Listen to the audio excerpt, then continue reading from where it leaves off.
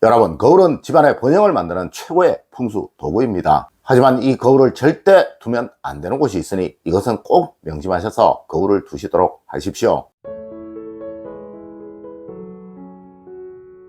여러분 안녕하세요, 이정민입니다. 여러분, 거울은 화행의 결정체입니다. 하여 어느 집이든 이 거울은 살아 올라가는 기운을 가진 것으로 판단하고, 이는 바로 번영운을 말하는 거예요. 네, 거실에 전신 거울이 있다면, 또 이를 자주 보는 사람이라면 무조건 번영을 얻게 된다고 말을 한다는 것이죠. 하지만 또 이 거울의 위치가 잘못되어 있으면 그 집의 번영운이 꺾이기도 합니다. 네, 실제로 이곳에 거울을 두어 힘들게 어렵게 사시는 분들이 정말 많은데요. 여러분의 가정은 어떠하신지 오늘 꼭 한번 살펴보십시오. 첫 번째로, 여러분, 소파 등 뒤에 거울을 두면 안 되는 것입니다. 아마 많은 분들이 벽에 거는 거울을 사용하실 것입니다. 물론 이런 거울이라도 절대 나쁘지는 않아요. 네, 아주 특별한 몇 곳에만 걸려져 있지 않다면 전혀 문제가 없다는 것이죠. 여러분, 그 중에서 절대, 아니 무슨 일이 있어도 걸려져 있지 말아야 할 장소가 바로 소파 등 뒤입니다. 항상 거울을 통해 가족의 등이 보이도록 하는 일 최대한 자제를 하셔야 합니다. 특히 주석이나 차석, 그러니까 집안에서 가장 어른이나 그 다음 어른이 앉는 자리 등 뒤에는 절대 거울을 두시는 것이 아니에요. 혹 어디 둘 데가 없어 꼭 두셔야 한다면 항상 측면으로 틀어 두시는 것 잊지 마십시오.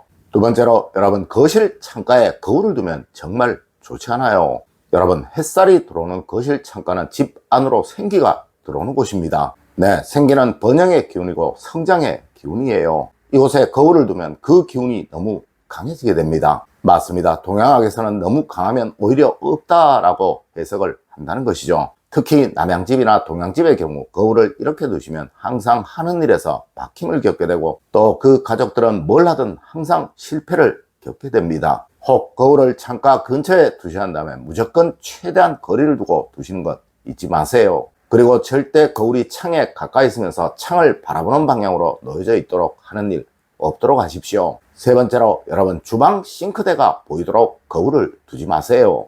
여러분, 주방의 싱크대는 이 집안의 재물운을 상징하는 대표적인 장소입니다. 네, 재물은 항상 숨겨진 곳에 안정스럽게 보관이 되어야 하는 거예요. 이것이 눈에 드러나도록 비치는 일 절대로 없어야 한다는 것이죠. 혹시 거실에 전신 거울을 두신 분들 중에서 그 방향이 주방을 향해 있거나 또 주방에 싱크대가 비치도록 되어 있다면 그 방향 약간 트시도록 하세요. 이렇게 되면 늘 재물적인 손실을 겪게 되고, 또 절대 돈이 모이는 일 없이 항상 새어나가는 것을 경험하게 됩니다. 네 번째로, 여러분, 현관 정면의 거울은 사실 좋지 않아요. 아마 여러분들 중에 이것을 모르시는 분들 거의 없을 거예요. 네, 현관에서 들어와 정면에 거울이 있으면 그 현관이 좁고 길게 보이기에 그 가족 중에 누군가 정신적인 문제나 심한 외로움을 겪게 된다는 것이죠. 물론 간혹 이런 형상이면 들어오는 복을 반사시킨다라고 말을 하는 분도 있는데요. 사실 이것은 전혀 의미가 없는 틀린 말입니다.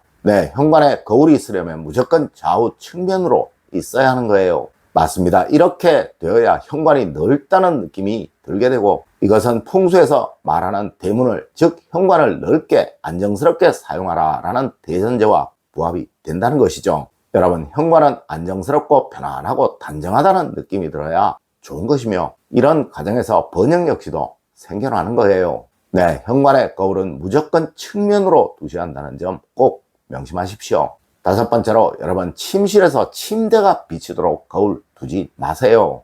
여러분, 절대 누워서 침대에 있는 여러분의 모습이 거울에 비쳐서는 안 되는 거예요. 이렇게 되면 편안한 숙면을 취할 수 없게 되고 침대 위에서 안정적으로 쉴 수가 없게 됩니다. 간혹 화장대에 거울이 침대가 있는 방향으로 있는 경우가 있는데, 이는 방향을 틀어 두셔야 하는 거예요. 네, 거울을 의미하는 화오행은 활동적인 기운이고, 또 침대를 의미하는 수호행은 고정적이고 변화하지 않는 기운을 말하는 것입니다. 맞습니다. 둘은 서로 상반되는 반대되는 개념이라는 것이죠. 네, 이렇게 되면 그 가정의 부부는 화목운을 상실하게 됩니다. 둘 중 하나는 항상 외로움으로 혼자라는 생각으로 살아가게 된다는 것이죠.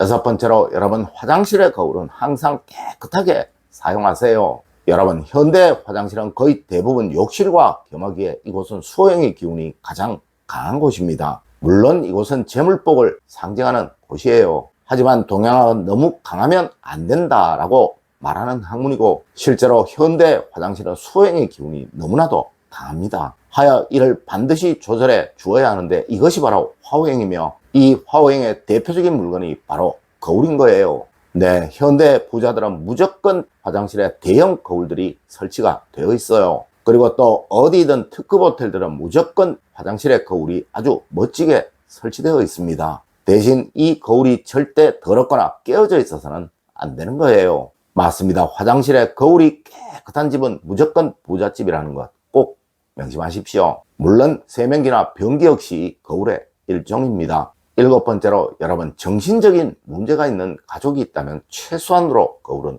두셔야 합니다. 여러분, 절대 집안에 큰 거울이 있으면 안 되는 경우, 또 집안에 거울이 많이 있으면 안 되는 경우가 바로 가족 중에 정신적인 질환을 앓고 계시는 분이 계시거나 또한 심한 우울증으로 고생하시는 분이 계시는 경우입니다. 물론 가벼운 우울증 정도는 누구에게나 다 있으니 이런 정도는 제외하고 실제로 병원에서 우울증이 심하다고 진단을 받은 분들이 이런 경우이고 이런 집에는 무조건 거울을 최소한으로 두셔야 한다는 것이죠. 그리고 있는 거울 중에서도 오래되거나 금이가 있거나 깨어져 있는 거울이 있다면 무조건 치우시도록 하세요. 그래야 그 가족분에게 심각한 문제가 생기지 않게 됩니다. 8번째로 금고와 냉장고가 거울에 비치는 일 없도록 하세요.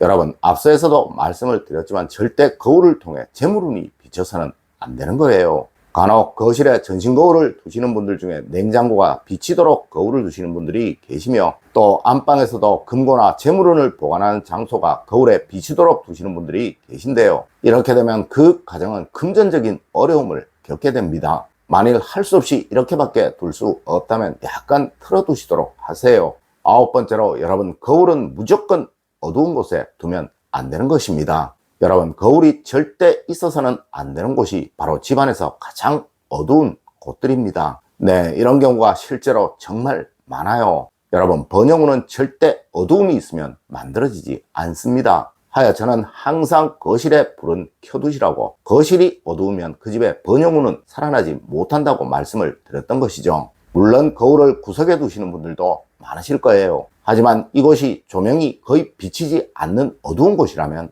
안 됩니다. 네, 모서리에 두시더라도 조명으로 인해 환한 부분에 두시는 것 꼭 잊지 마세요. 10번째로 집안 어디든 이런 거울은 절대 두지 마세요. 여러분, 거울이 금이 가거나 녹이 슬어 있거나 깨어져 있어서는 절대로 안 되는 것입니다. 그리고 또 너무 오래되어 더럽다는 느낌이 들어서도 안 되는 거예요. 혹시 이거 버리기 아까우시다면 그곳에 웃음이 생길 수 있는 무엇인가로 꼭 보완하시도록 하세요. 여러분, 집안에서 번영과 재물운을 만들어주는 물건이 몇 가지가 있습니다. 네, 그중 거울이 바로 대표적인 거예요. 이것을 잘못 두면 항상 어려움을 겪게 된다는 것이죠. 오늘 제가 알려드린 이야기 여러분들 꼭 명심하시길 부탁드리며 오늘의 이야기를 마치도록 하겠습니다. 늘 올바른 학문과 올바른 지식을 여러분들께 전하도록 노력하겠습니다. 여러분 긴 시간 감사드립니다. 감사합니다.